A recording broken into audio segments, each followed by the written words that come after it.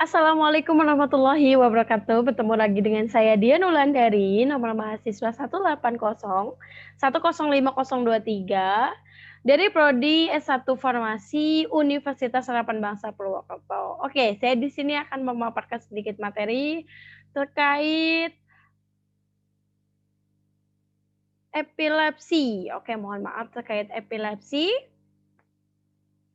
Untuk memenuhi salah satu tugas mata kuliah farmakoterapi 3, tugas ini saya buat sesuai dengan RPP pada pertemuan ketiga.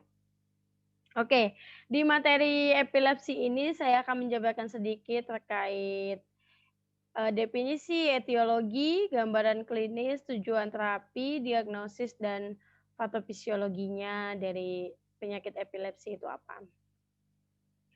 Oke, langsung saja ya kita mulai dari definisi epilepsi. Epilepsi itu merupakan kejadian kejang yang terjadi berulang atau kambuh-kambuhan ya.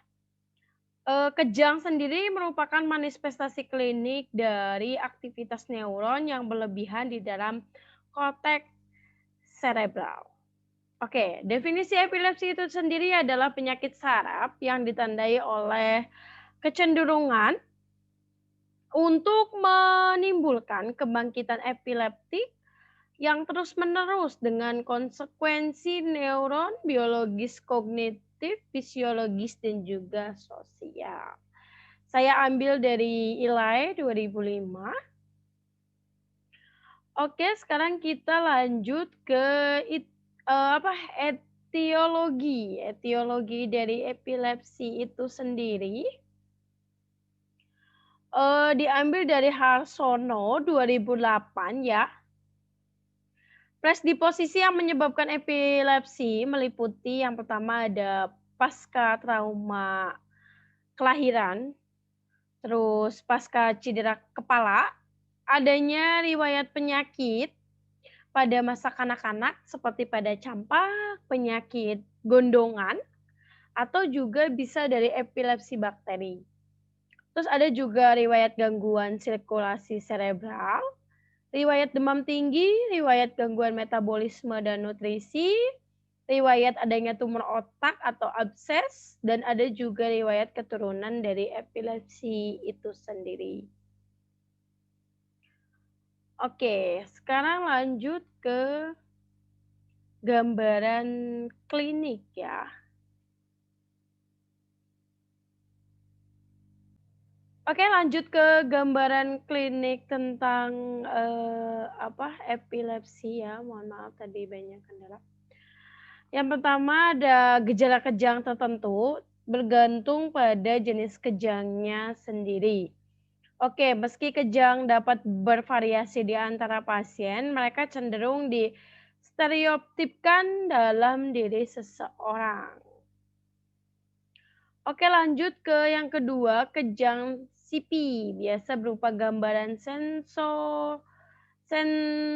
somatosensori, mohon maaf, atau motorik vokal. Mereka terkait dengan kesadaran yang berubah. Selanjutnya yang ketiga, terkait kejang absen, hanya memiliki periode perubahan kesadaran yang sangat singkat atau bisa dihitung dengan hitungan detik. Lanjut yang keempat, ada kejang GTC, adalah episode kejang mayor yang selalu berhubungan dengan kehilangan kesadaran. Jadi pada saat kejang tersebut, si pasien mengalami hilangnya kesadaran. Diambil dari Dipiro 2009. Oke, lanjut ke diagnosis dari epilepsi itu sendiri. Oke, lanjut ke diagnosis ya. Oke, yang pertama sedikitnya terjadi 2 kali kejang yang tidak diprovokasi atau tidak dipicu apapun, atau kejang tersebut itu terjadi secara refleks yang terjadi lebih dari 24 jam. Yang kedua, terjadi satu kali kejang yang tidak diprovokasi atau refleks dan kemungkinan kejang berlanjut mirip dengan resiko kekambuhan umum. Setidaknya bisa diperkirakan 60% kali ya. setelah 2 kejang yang tidak diprovokasi terjadi selama 10 tahun ke depan. Terus yang ketiga, didiagnosis penyakit sindrom epilepsi. Hal ini diambil dari Dipiro 2020. Oke, lanjut ke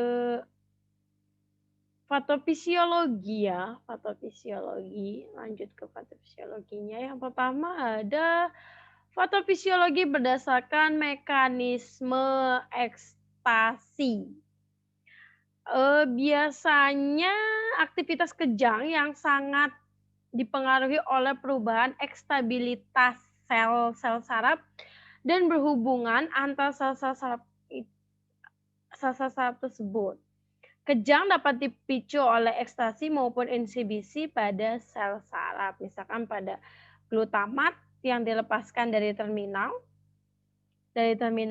presinaps akan berikatan dengan reseptor glutamat yang disebut dengan reseptor inotropik glutamat atau IGLURS yang memiliki beberapa subtipe ya.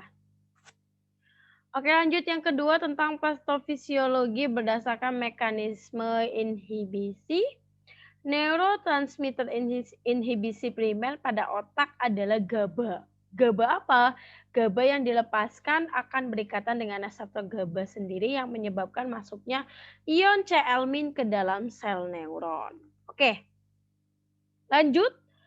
Yang ketiga tentang patofisiologi berdasarkan mekanisme sinkronisasi. Oke. Epilepsi dapat diakibatkan oleh gangguan sinkronisasi sel-sel saraf berupa hipersinkronisasi yang terjadi akibat keterlibatan jumlah besar neuron yang berdekatan dan menghasilkan cetusan elektrik yang abnormal. Oke, lanjut ke yang keempat tentang patofisiologi berdasarkan mekanisme ikotogenesis ya. Mekanismenya itu biasanya terjadi akibat perubahan plastisitas seluler dan sinaps serta akibat perubahan pada lingkungan ekstraselulernya sendiri. Biasanya mekanismenya diawali dengan adanya sel-sel neuron abnormal yang mempengaruhi neuron di sekitarnya dan membentuk suatu critical mass yang bertanggung jawab dalam mekanisme epilepsi. Oke, lanjut yang kelima ya, yang terakhir berdasarkan patofisiologi mekanisme epileptogenesis yang dicetuskan oleh suatu sumber di otak yang dinamakan dengan fokus epileptogenik yang berasal dari sekelompok sel neuron yang abnormal di otak dan memiliki lepas muatan listrik yang berlebihan sehingga mengalami hipersinkronisasi. Oke, lanjut yang terakhir terkait dengan tujuan terapi ya, tujuan terapi dari epilepsi menurut Intisari Sains Medis 2017. Tujuan utama terapi epilepsi adalah mengupayakan kondisi bebas bangkitan dengan efek samping yang seminimal mungkin sehingga penyandang epilepsi dapat hidup secara normal dan mencapai kualitas hidup yang optimal. Terapi penyandang epilepsi dibagi menjadi terapi farmakologis dan non-farmakologis. Biasanya kalau yang non-farmakologis itu berupa edukasi dan konseling ya. Oke, keberhasilan terapi penyandang epilepsi sangat tergantung pada kepatuhan pasien dalam menjalani terapi yang diberikan ya. Oke,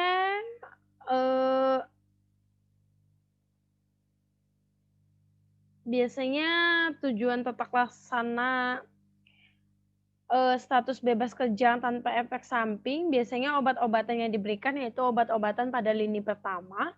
Untuk epilepsi antara lain ada carbamazepin, lamotrigin, asam valproat, fenobarbital, phenytoin. Terus biasanya terapi lainnya berupa non-farmakologi yang sudah disebutkan tadi. Terus ada juga terapi bedah, ada lobektomi dan lesionektomi. trakeostomi. Oke, terima kasih. Sekian pemaparan materi terkait epilepsi dari saya. Kurang lebihnya saya mohon maaf. Wabillahi taufiq wal hidayah. Wassalamualaikum warahmatullahi wabarakatuh.